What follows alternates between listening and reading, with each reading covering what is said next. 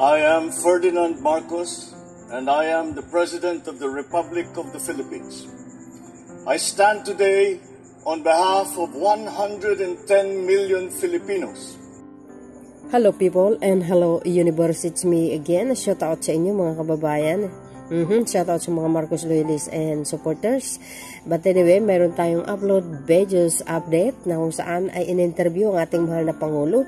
Ang isa sa mga interview sa kanya mga kababayan, yung tanong regarding dito sa mga banat ni dating Pangulong Digong na sinabi na pasyal-pasyal daw ang Pangulo.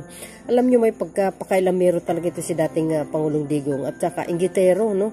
Kasi yung abilidad, yung diskarte sa pamumuno, wala po siya sa kalingkingan ni Pangulong Marcos Jr. sa totoo lang. Yung mga klaseng ganitong mga pagdating sa panghihikayat ng mga foreign investor, wala ganyan si Digong mga kababayan. So dahil dyan, no, binanatan si Pangulong Marcos Jr. yun dyan sa rally nila dyan sa Liwasang Bonifacio. Hindi lang si Digong, pati yung mga alipores niya, ng mga supporters, no, talaga binanatan ng Pangulo. Pero alam nyo, sabi nga ng Pangulo, hindi talaga siya namimersonal. Napakabait ito mga kababayan. So sinagot niya yung sinabi ni dating Pangulong Digong, simple lang kanyang sagot mga kababayan. Ganun pa man ay binati ni Pangulong Marcos Jr. si dating Pangulong Digong ng advance happy birthday. O diba? Sa kayo makikita niyan, napaka-super bait. Kahit sabihin mo binastos, binalahura, diba? Minura, lahat-lahat. Kasi alam nyo kasi yung rally nila, para po kay Pangulong Marcos Jr. po yan. Hindi po pre-rally yan.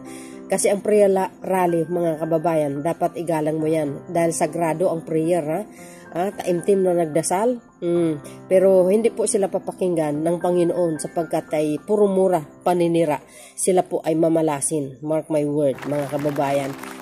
Pero si Pangulong Marcos Jr. dahil super bait, tingnan nyo naman ang kanyang mga, ang kanyang pag-uugali. Very very well-mannered ito si Pangulong Marcos Jr. Alam niyo, pag sa paninira ng mga anti-Marcos kay Pangulong Marcos Jr., parang hindi na nabago eh. Bakit? Kasi very professional itong tao na ito. Hindi marunong kasi rumisbak.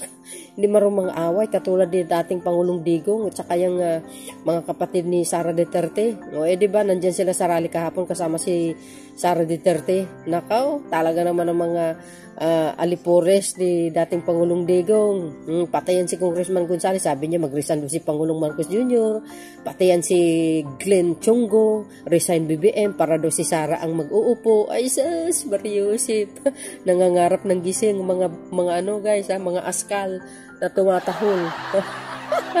Natatawa lang talaga ako sa kanila. Ngayon pa, sasabihin nyo yan gumaganda unti-unti ang ekonomiya ng bansa sa under the Marcos administration, sa pamumuno ni Pangulong Marcos Jr. sa kayong sabihin, isasalpak yung babae na wala namang alam sa pamumuno, hilaw na hilaw, walang alam kundi mga away.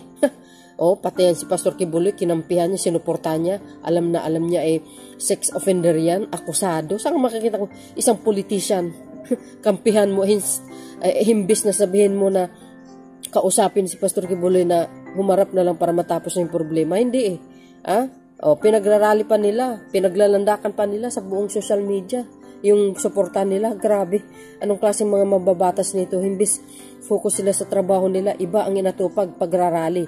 Samantalang ito si Pangulong Marcos Jr., todo kayod, todo effort, maghahakot ng investors ng mga galing sa mga banyaga. Pero itong mga kaalyado ni Sara Duterte, hay nako, puro kaguluhan, puro panggugulo. Walang alam kundi manggugulo. Yung iba, hindi lang nabigyan ng pwesto, nagagalaitin na, gumagawa na ng mga fake story kung ano-ano na lang. Nako, sabi ko nga, mahirap mangmentang ng tao pero mahirap patunayan.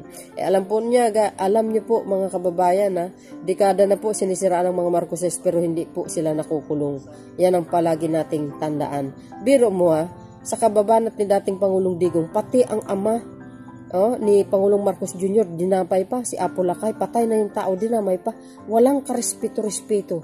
Ito minsan nasasabi ko, yung mga ugali na lugaling askal, tahol ng tahol. Buti pa itong askal mapagsabihan. Kung itong mga tao na ito, ewan ko, halang ang mga bitunga, suga pa sa kapangyarihan. But anyway guys, panoorin nyo ito para kompleto rekado.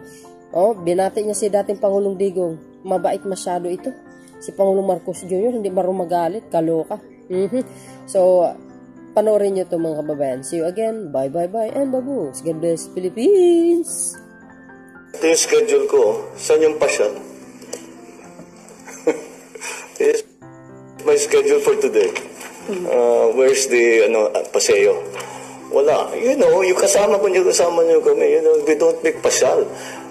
Even in the places that I know or I've spent a lot of time with, hindi ko napupuntahan yung mga dati kong pinupuntahan because we're here to do this. And as to the other comments, confused kasi ako sa KPRRD, papalit-palit eh. So I'll have to examine it further, read it kasi very quick ko lang narinig ang balita, kanyang mga remarks. So we'll tignan ko muna kung ano ba talaga yung sinabi niya para maintindihan ko dahil hindi ko talaga naintindihan kasi parang naiiba, bawat salita niya iba eh.